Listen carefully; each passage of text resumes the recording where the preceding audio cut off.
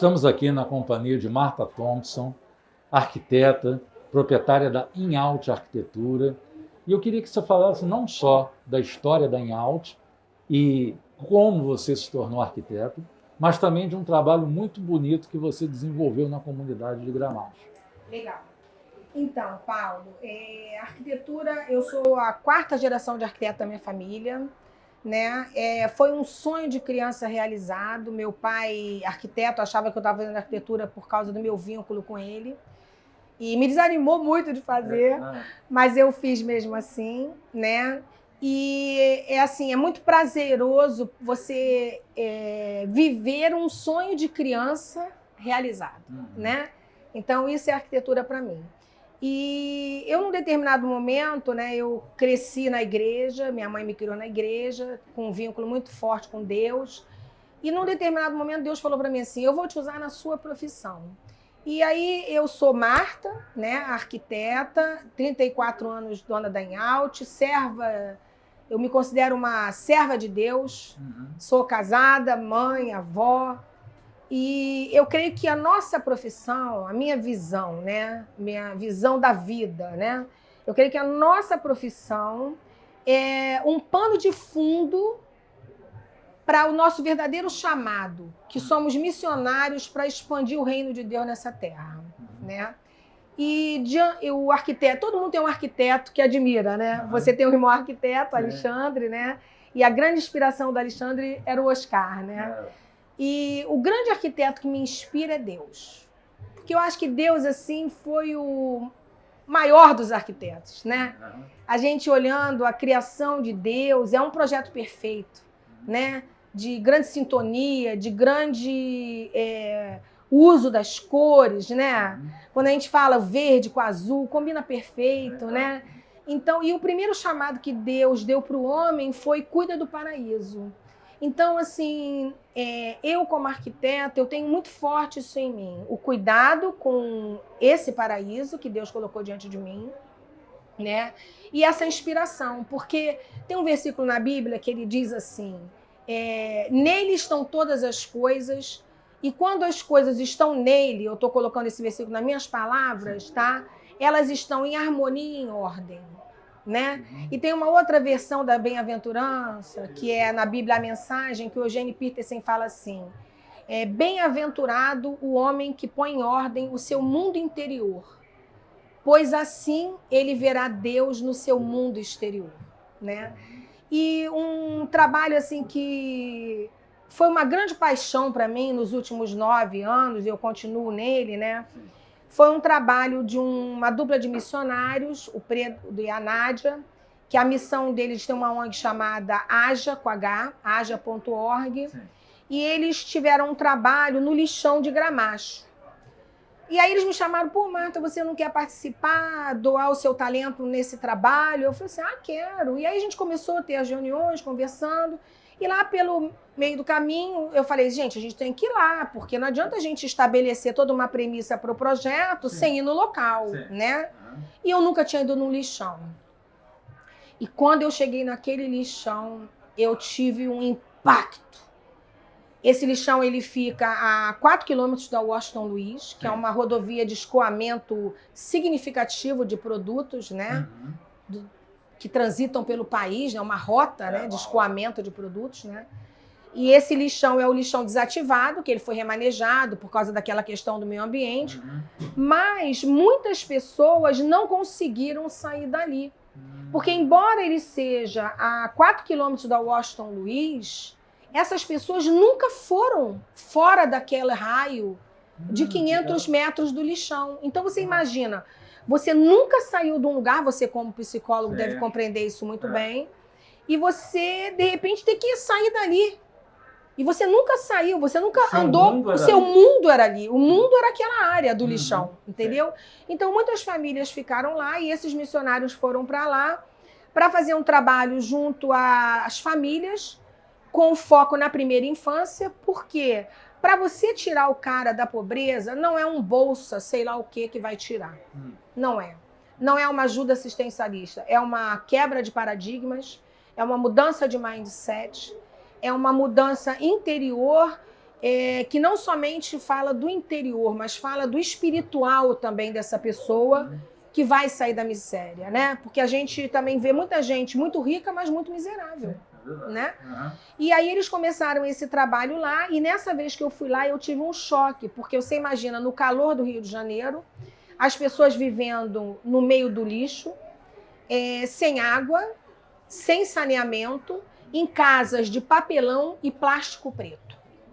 E criancinhas andando com os pés no lixo, e nenhumas cortavam os pés. Isso me chocou. Tão perto de mim, uma miséria de extrema, sabe, muita miséria, né? Para você ter uma ideia, a única água que tinha lá era de um poço, perfurado muito rudimentarmente, do lado de um chiqueiro. Entendeu? Então, assim, miséria mesmo.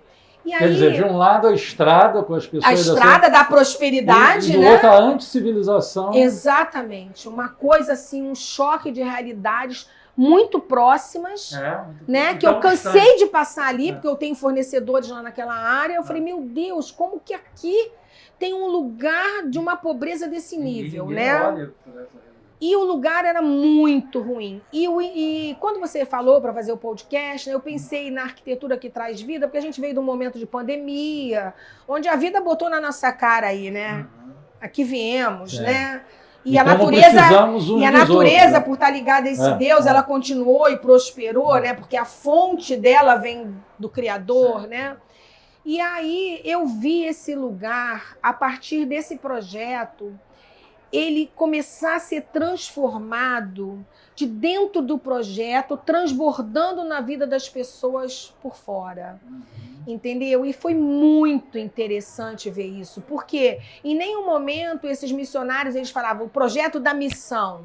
Não, o projeto era da comunidade. A comunidade era participante do projeto. Então chegava uma pessoa lá, as criancinhas vinham correndo e falavam: oi tia, vem ver o nosso projeto. E mostravam para você o projeto. Para você ter uma ideia do nível de miséria naquele lugar. O banheiro que nós fizemos, que eu decidi fazer o projeto em containers, não em alvenaria, né? Pela dificuldade assim do lugar, né? E porque é uma área não edificante também. Então, no futuro, se eles tivessem que sair de lá, eles não perderiam o investimento, né? E o banheiro que nós colocamos para o uso, para ele chegar a ser utilizado, demorou 8 meses. Porque as pessoas não sabiam como era usar banheiro. Gente, aquilo me chocou, sabe? Coisas que pra gente são tão triviais, tão assim, né, do nosso default do dia a dia, a gente ter do nosso lado gente que não sabe como usar um banheiro, né?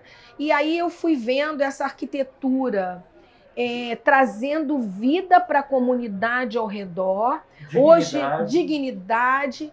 Hoje a gente conta com uma marcenaria que tem cursos para ajudante de marceneiros. Nós fizemos uma expansão com uma lojinha para venda de coisas ali para a comunidade mesmo.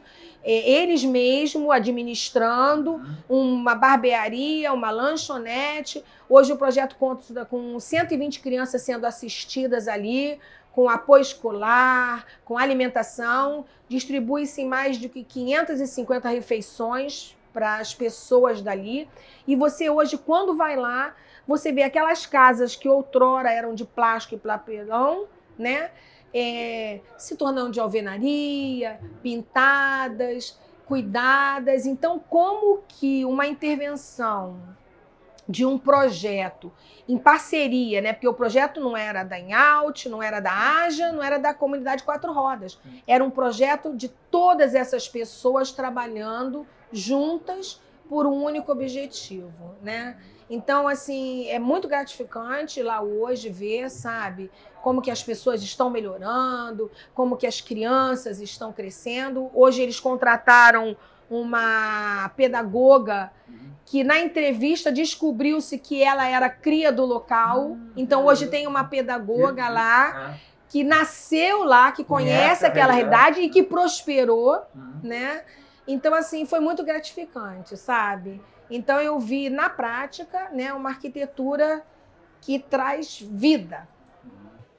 E você vê, por exemplo, por parte de colegas seus profissionais, esse mesmo pensamento que eu acho que tem, você falou de Oscar ainda agora, E essa é a postura humanista realmente do arquiteto na sociedade. Você praticou isso. Outros colegas seus também estão com essa vontade de fazer esse tipo de intervenção?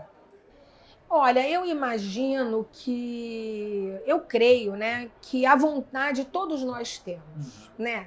Sim. Eu acho que no fundo, todo ser humano tem dentro de si a vontade de ajudar o outro.